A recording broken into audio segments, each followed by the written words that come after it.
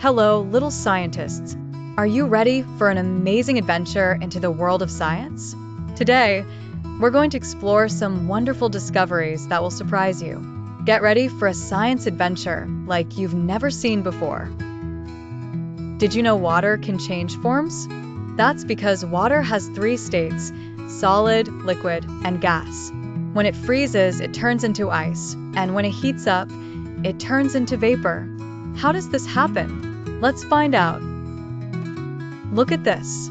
When water heats up, the molecules start moving and form bubbles.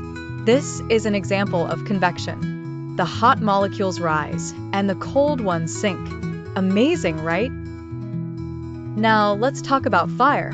Fire happens when something very hot reacts with the oxygen in the air. It's not just hot, it also glows. But we need to be careful with it because fire can be dangerous. Let's see what it does to materials. How about a fun experiment at home? With just vinegar and baking soda, we can make a bubble explosion. When these two mix, they create a gas called carbon dioxide. Try it yourself.